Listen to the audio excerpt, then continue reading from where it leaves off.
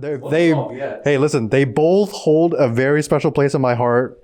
Rise for me was like, I finally made it. That's my first ever, like, I'm being paid to play a game. They taught me the ropes. And we were one BO5 away from champs. And 100T, I consider another growth spurt in terms of like my gameplay and just like, that was like the first time I ever like flew out of the country. Like, Hi everyone, Sejitsu in here. I'm here with the victorious Derek after their series. Made playoffs. Yep. Initial feelings, talk to me about that. It's good, very good feeling. I think it was a good day for us and a bad day for them. Crazy enough, this is my first time making a playoffs in like my third year of franchise, second year, 2.5 years. And so it's a really good feeling. And I don't want to waste it. So we're going to get better and better. Yeah, that's actually kind of wild to think about because you had this team with 100 Thieves that made champs that previous year, and then you couldn't really make playoffs. And then in 2024, you kind of technically did with that. Both in 23 and 24, I was one game away. 23, we lost to MIBR, and then which EG, that led EG to be able to do their run. 24, we were one game off, and it was against 100T that like canceled our playoffs run. But finally, thank God I made playoffs. Nice. I mean, that's super exciting though. I mean, is there anything that you're kind of expecting when you get into playoffs? Like, what do you feel like you might play just a little different? Talk to me about what you're thinking about, which is the stakes of it. Has Potter even brought that up yet? I don't think we're going to play it any different. I don't think you should treat it any differently than a normal match. I think that kind of pressure kind of like weighs on you. Obviously in game, it'll probably change. It's easier to say it than to do it. But, we're just going to prep the same way as usual, and we'll see who we play. Yeah. I mean, the thing that's pretty dope about today's win is that if you win next week as well, you're in a prime spot to not only get like that 4th seed, you could get a possible bye and everything. Yeah, I believe if we win, that's for sure maybe 3rd, I think. Possibly 2nd, but winning would be nice, so we're not last. I don't want to be last seed. No, that's fair. You definitely want that bye 100%. So then kind of let's just talk about that game because 10-2 first halves. I feel like your former Rise teammate, Suimen, was absolutely popping off. Yep. Yeah, talk to me about that. What was going on in the comms over there? I pressed tab and I was like, damn, this guy's 12-0. I said, I was like, damn, you're 12-0. I was like, let me get you another Red Bull. This is like one of the first days I saw him drink a Red Bull. I was like, wait, what is happening? And I was like, I can get you another Red Bull. But right after I said he was 12-0, he died, and I was like, fuck, I probably shouldn't have said something. But yeah, that's my unk right there. Like, he's back. He was never gone, but that's like his true like game right there. And I think when you have someone performing that good on your team, like I think it just inspires everyone else, to be honest. Yeah, it seemed like because Supa was popping off throughout that series, everyone else was just feeding off of that. I saw actually even with your game, you went from the first series and then the second series, you were performing even a lot better. Did you kind of feel that energy from him? Yeah, for sure. Like I said, I think everyone like feeds off of that. But I think, I don't care about my stats. It's a matter of like, if everyone else is doing well, that means I'm doing my job. And letting them get the frags, and I'm just playing post, and I'm putting the missiles in the bag. We get bombed down, I'm playing out. Like, it's not really my job to go for kills, but I mean, if they're going to give them to me, I'll gladly take them. Mm-hmm. Yeah, I'm actually genuinely curious about this caffeine aspect. You know, I've talked to Jaw before where he was like, I finally didn't take Red Bull, and then I only did like 15 milligrams, and then he absolutely started popping off. Wow. Do you have like a specific routine with caffeine? Are you a big caffeine person, or what's the team with that?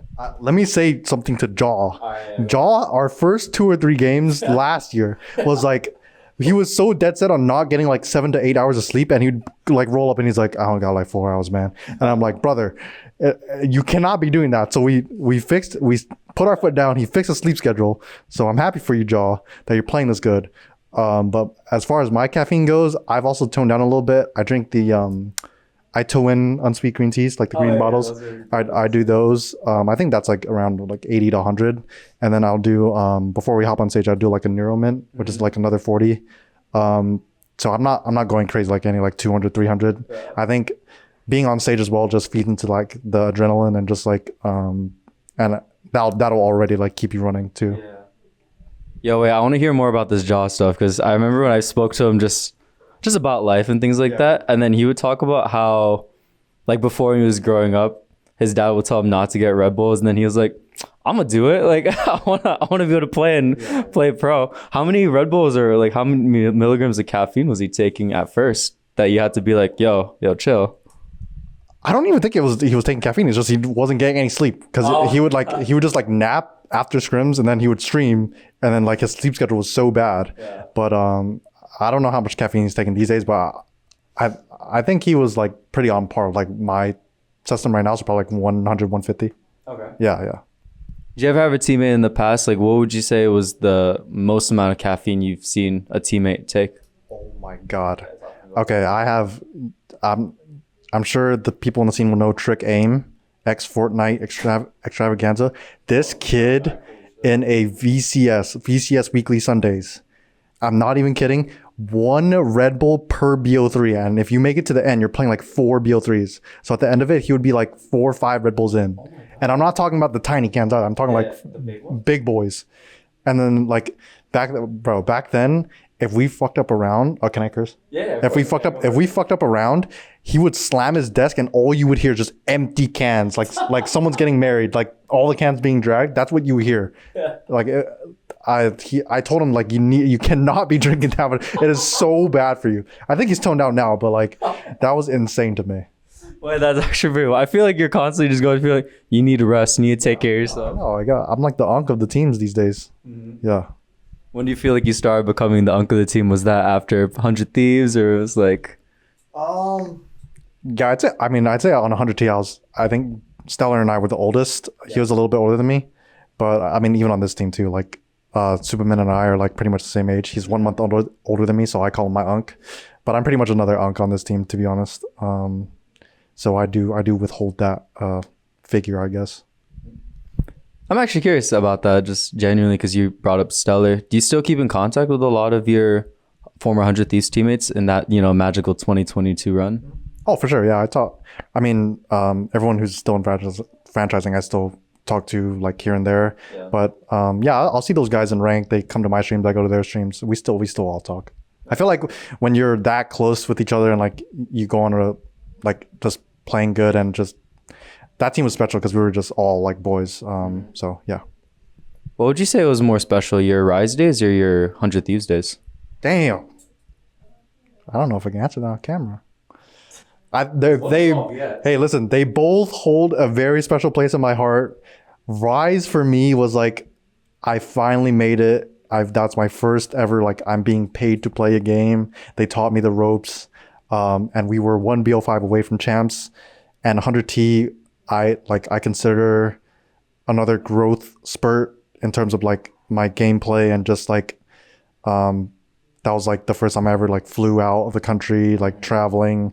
So I said, they both I couldn't put one over the other. They're both very special to me.